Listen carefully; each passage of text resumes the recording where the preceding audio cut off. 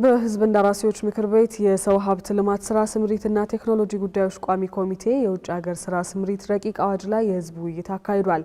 በዚሁ ጊዜም ኤጀንሲዎች ከ50 ሺህ እስከ 250 ሺህ ዶላር የዋስትና ገንዘብ ማስያዝ አለባቸው የሚለውና ቀድሞ በባንክ ይቀመጥ የነበረው ይህ ገንዘብ ወደ ስራና ክህሎት ሚኒስቴር ገቢ መደረግ አለበት የሚለው የረቂቁ አንቀጽ በአብዛኞቹ ተሳታፊዎች ጥያቄ ያስነሳ ሲሆን ሚኒስቴር መስሪያ ቤቱም በእነዚህና ሌሎች የተነሱ ሀሳቦች ላይ ምላሽና ማብራሪያዎች ሰጥቷል።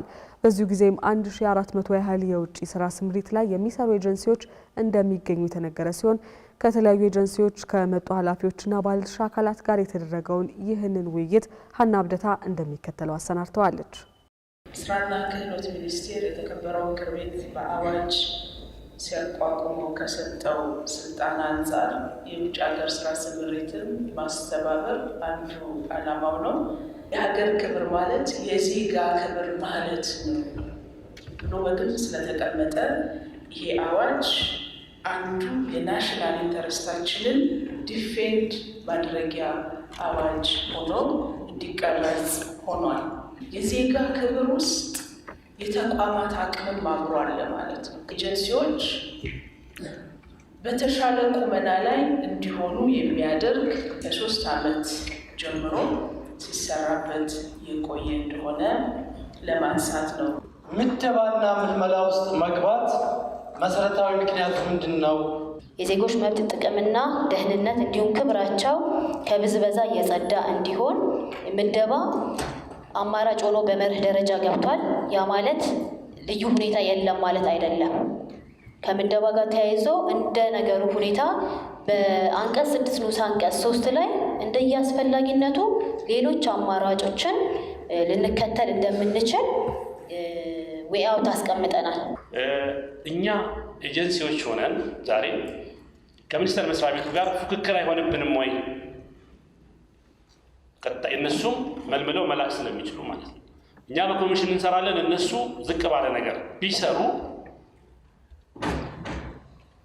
ውጭ ሀገር ያሉት ሰራተኛ ፈላጊዎች እነሱን ያስቀድማሉ። ስለዚህ እኔ ጥያቄ እዚህ ጋር መንግስት በዚህ ስራ ባይገባ አላለ። ትፎካከሩናላችሁ ገበያው ላይ እና እንዴት አድርገን ነው እኛ ማግኘት የምንፈልገውን የሚለው ትክክል አይደለም። እኛ እየሰራን ያለነው እናንተ የምትሰሩት ተልዕኮ የተሳካ እንዲሆን የሚጠልፏችሁን የሚያደናቅፏችሁን ጉዳዮች የማንሳት ስራ ነው እየሰራን ያለነው። ምልመላ ላይ ትልቅ ማነቆ አለ፣ ወደ ዜጎች የሚሻገር በግልጽ ነው እያነሳን ያለነው። አርሶ አደር መሬቱን ሽጦ ልጆቹን ልኮ ማህበራዊ ቀውስ ውስጥ እየገባ ነው ያለው ነው እያልን ያለነው። ዜጎች ላይ የሚደርሰውን ችግር፣ የመብት ጥሰት የመሳሰሉትን ለማስከበር ዋስትና ያስፈልጋል። ዋስትናው ላይ ልዩነት የለንም፣ ዋስትና ያስፈልጋል። ግን ገንዘቡ በዚህ መልክ ነው ወይ መቀመጥ ያለበት ነው አንዱ። አንደኛ ይህን ያክል 250 ሺህ ዶላር ማለት በአሁኑ ሰዓት 32-33 ሺህ ሚሊዮን ብር ማለት ነው።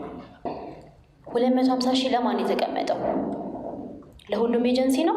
በዚህ አይነት አግባብ ነው አይደለም። አሁን ላይ ያለው አዋጅ 923 አንድ ኤጀንሲ ለዋስትና ማስያዝ ያለበት 100 ሺህ የአሜሪካ ዶላር ነው። አሁን ላይ ደግሞ ያስቀመጥነው እኛ መነሻው እንደውም ቀንሰን ያለውን የገበያ ሁኔታ የገንዘብ የኢንፍሌሽን መጠንን ከግምት ባስገባ መልኩ አሁን ያሉ ኤጀንሲዎች ከገበያ እንዳይወጡ ኢቭን በማሰብ 50 ሺህ ዶላር ነው። በሚኒስቴር መስሪያ ቤቱ አካውንት ለማዛወር ባንኮቹ ፈቃደኛ ላይሆኑ ይችላሉ። ይሄ የፋይናንሻል ሬጉሌሽናችንም ራሱ የሚያዛባ ስለሆነ ከባንኮች ማንዴት ለምን ወጣ በሚኒስቴር መስሪያ ቤቱ አካውንት ሲል ምን ማለት ነው? ይሄም አልተብራራምና ፋይናንሻል ሂደታችንም ችግር ውስጥ ይከታል። በባንኮች ድጋፍ ነው ስራው ሊሰራ የሚገባውና ወይም እስካሁን የነበረው ተሞክሮ ከዛ ጋር የተያያዘ ስለሆነ አቅማችንን ያዳክማል የሚል እምነት አለኝ። ከዋስትና ገንዘብ ጋር በተያያዘ ለምን በሚኒስቴሩ አካውንት ሆነ ለምን በራሳችን አካውንት አልሆነም የሚሉ ጥያቄዎች ተነስተዋል። ከዚህ ጋር ተያይዞ ምናልባትም አሁን በተጨባጭ ያለው ነገር እያጋጠመ ያለውን የዜጎችን የመብትና የደህንነትን ጉዳይ በሚያስጠብቅ መልኩ አይደለም። ከባንኮች ጋር ተያይዞ ያለው ችግር ገንዘቡ በተግባር በተፈለገ ሰዓትና ዜጎች አደጋ ላይ ሆነው የምናዝበት እንኳን ገንዘብ የለንም። ከአጠቃላይ ካሉት ኤጀንሲዎች 90% የሚሆኑት 923 ላይ የተቀመጠውን የዋስትና የማስቀመጥ ግዴታን እንኳን የተወጣ አይደለም። ባንኮች ላይ ያለው ወይ በኮላተራል የተያያዘ ነው ወይም ከነጭራሹ ብር የለም።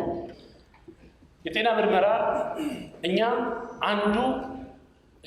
የምንልከው ፊት የሆነ ሰራተኛ ነው። ፊት ከሚያደርገው የመጀመሪያ ምንም ነገር ብታሟላ ሜዲካል ፊት ካላደረገች መሄድ አትችልም። ስለዚህ ልጅቷን ገና ፊት ሳትሆን እኛ ሉዝ እንሆናለን ማለት ነው። እዛ ያለው የውጭ አሁን በውጭ የሚሸፈን ነው የሚለው በቀጣሪ የሚሸፈን ነው የሚለው ግን እኛ ነን የምናወጣው ወጪ ነው። ስለዚህ እኛ ነን የምንከስረው። ለምን ያ ሰውዬ ቀጣሪው የሚከፍለው መቼ ነው? እኛ ሰራተኛ መልምለን በራሳችን ገንዘብ ትኬት ቆርጠን በራሳችን ብር ገንዘብ ቪዛ አስመጥተን ከላክን በኋላ ነው። ስለዚህ ወጪ ወደኛ ስለሚሆን እዚህ ጋር በደንብ ይታሰብበት። እናንተም መረጃው አላችሁ፣ እናንተን ጠይቀዋችኋል። ከሳውዲ የመጡ ልኡካን በመጡ ሰዓት ጤና ተቋማት ሲሄዱ ተገልጋዮችን ይጠይቃሉ። የጤና ተቋም ላይ ያገኟቸውን ተገልጋዮች ማን ነው የሚከፍለው ስትባል እኔ ነኝ የምከፍለው አለች።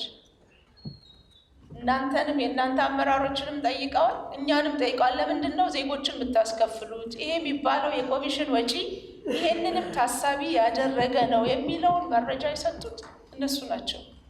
ስልጠናንም እንደተባለው ስልጠናንም ይጨምራል።